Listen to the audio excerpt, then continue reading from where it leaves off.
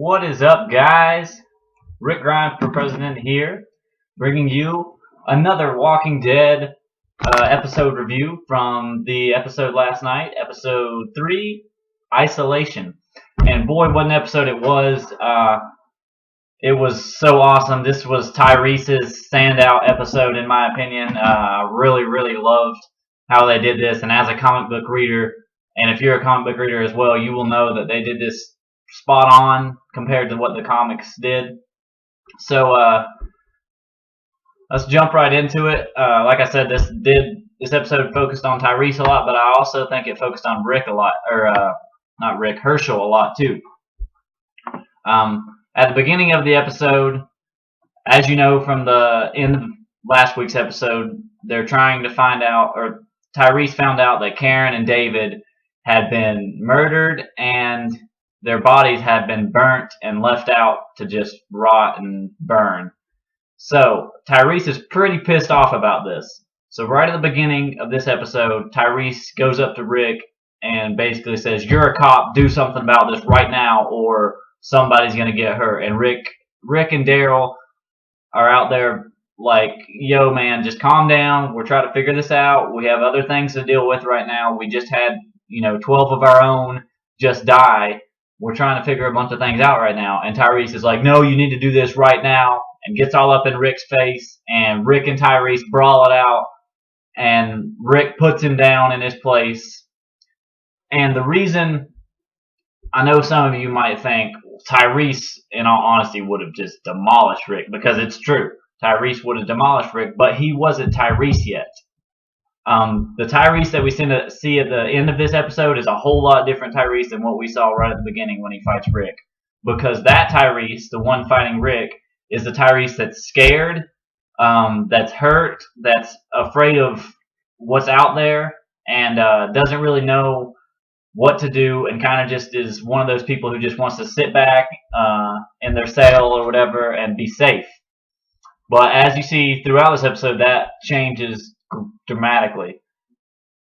Okay, next thing I want to talk about is the virus or infection or sickness, whatever it is that's going on right now at the prison. If The Walking Dead couldn't be any worse with zombies and people out there that want to kill you and everything else, and now you have something that you really can't stop.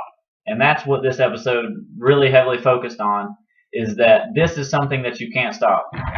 Hershel made a point to say, when there's a walker, walkers can come up to you about to bite you in the neck, and you can hit them in the head and, kill their brain and kill them, or whatever you want to call it, kill them.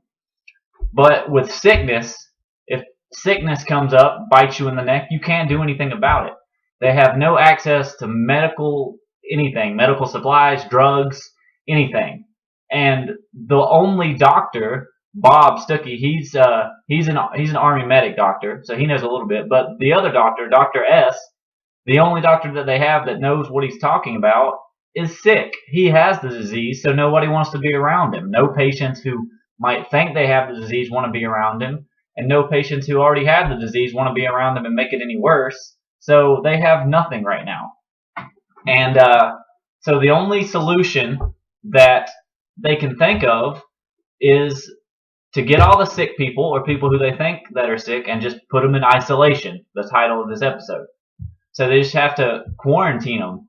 And whether you consider this quarantine or not, I mean, they're just basically throwing these people inside of another cell block and leaving them there and saying, "Hey, you're sick. We don't want to be around you, so you're just going to have to tough it out until we can figure out what's going on, because we don't want to be around you, because we aren't sick.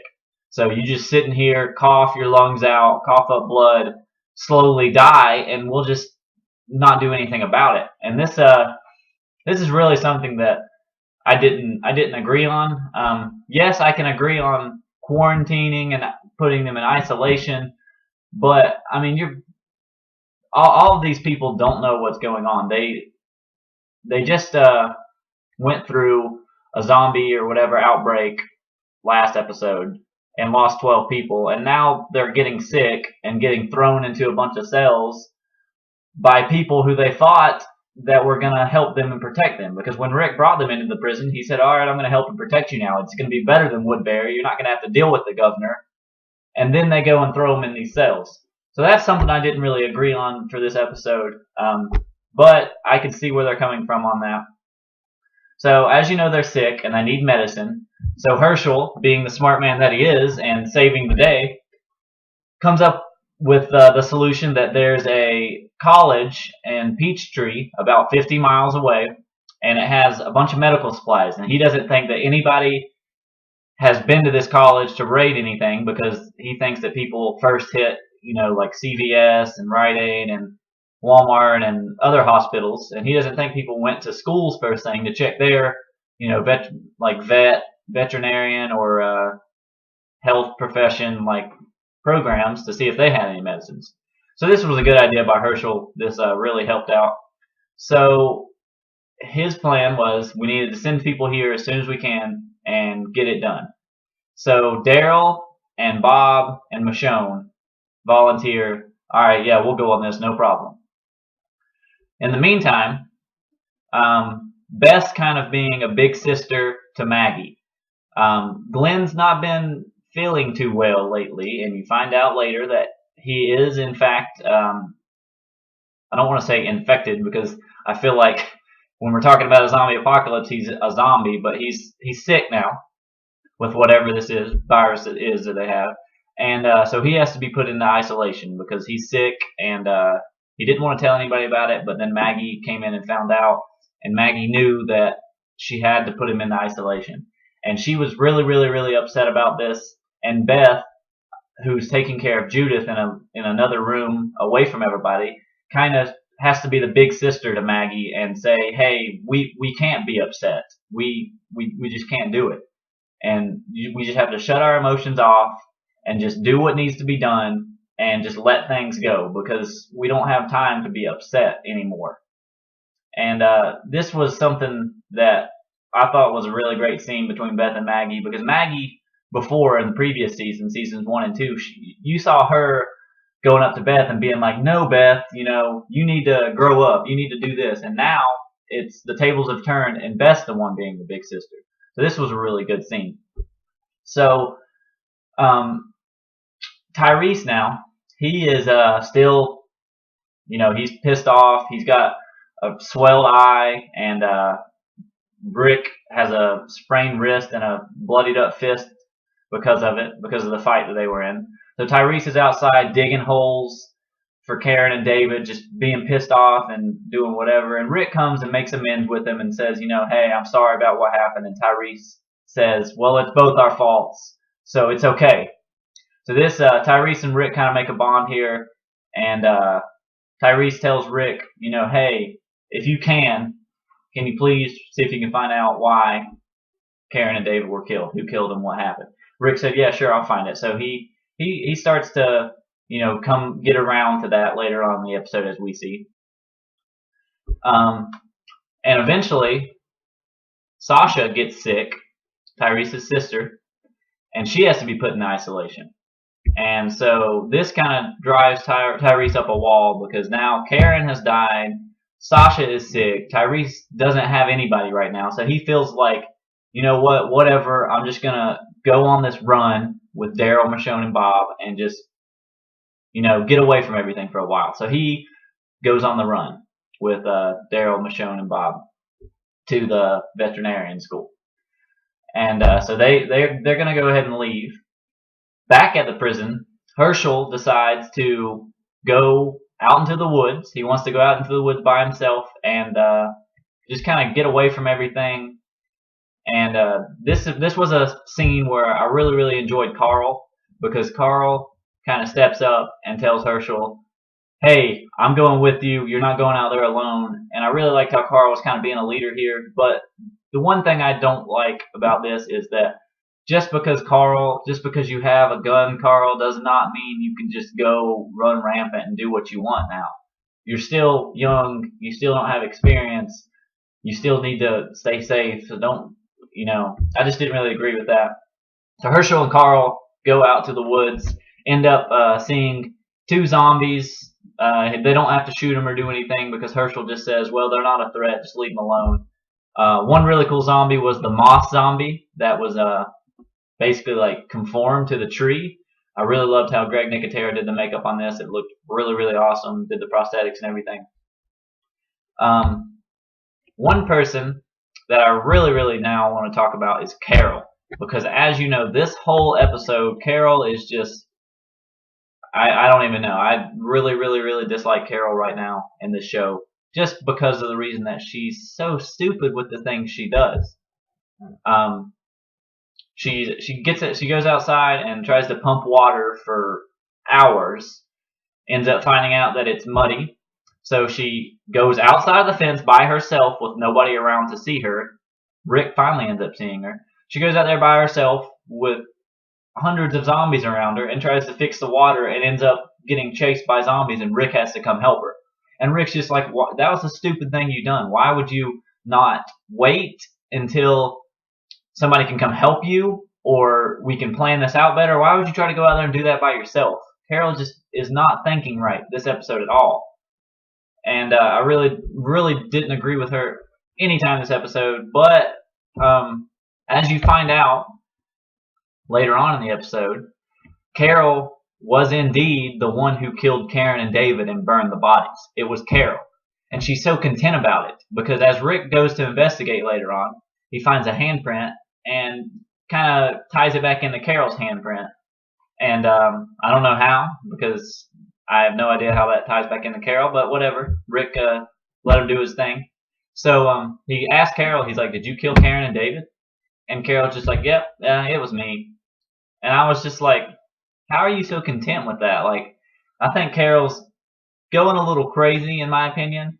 And if you read the comics, you know that this does happen in the comics. She does start to hit a downfall and start to not be too right in the head. And so they're doing that pretty good in the show compared to the comics. And so at the end of the episode, you see the 4 people who went on the run to the college to get the medicine. They're driving along and they're just having a good time. And Daryl turns on the radio, and on the radio comes a voice that says "survive." And this really was in such an awesome scene because, like I said, another thing is as a comic reader, this was something that could or could not tie back into the comics later on because this kind of does happen in the comics as well. And I'm so excited about this. This was definitely an episode that took its comic roots and threw them in the episode. So I'm really pumped about this. But as you know, it didn't end well. Daryl ended up running into a huge horde of walkers and getting stuck in the middle of them. They were around him, all around him, and he tried to back up and ended up hitting the big pile of them and just spinning up guts everywhere. So they couldn't do anything. They couldn't move. They were about to be trapped. So Daryl just says, get out of the car, run. So Michonne, Daryl, and Bob get out of the car, make it through, run to the woods real quick, and Tyrese just sits there. And I think when he's sitting there, he's really thinking, should I be here? Should I really, just be here, or should I just die right now? I mean, what do I have now? My sister, or Sasha's sick, and Karen died, and I don't have anything anymore. But as you can see, he ends up letting his emotions get the best of him, and he ends up going into full Tyrese rage mode, just like in the comics, getting his hammer out. He puts the hammer down, and he just goes crazy. There's hundreds of zombies just flooding him, and he's just hammering them left and right. And all of you were probably sitting there thinking, oh, there goes Tyrese. How the heck is he going to make it out of that? But he makes it out of that somehow with a hammer. I know it's probably unrealistic, but it's Tyrese, and it doesn't matter. Because he makes it out with the hammer. He makes it out alive. And now Rick, Daryl, Michonne, and Bob are all stuck in the woods without a car 50 miles away and no idea how they're going to get back. So that's something that's going to be coming up in the next few episodes. So I really did enjoy this episode. Like I said, Carol was pretty crazy this episode. She admitted that she murdered Karen and David. Herschel kind of stood up in this episode and kind of was the bigger person because he went inside the isolation place, the quarantine place, by himself to see if he could take care of some of these people and prevent their symptoms from going any further. So he's risking his life for the life of others, which was a really big thing for Herschel. It's not looking too good for him though in the future. Tyrese was awesome this episode. It really, really focused on him and him getting his head straight and turning into the Tyrese that I know and you will get to know soon as the show progresses. And so yeah, this was a really good episode. It was another filler episode, but I think it was a really good character development episode that I really enjoyed. And I hope you guys enjoyed it too. And so, like I said, please, in other videos, please like, comment, subscribe, comment, tell me what you like, tell me what you want to know. I'll answer any questions. If you've commented on my videos before, you know that I've replied and answered your questions. And I will see you guys, well, I won't see you, but you guys will see me next Sunday, The Walking Dead.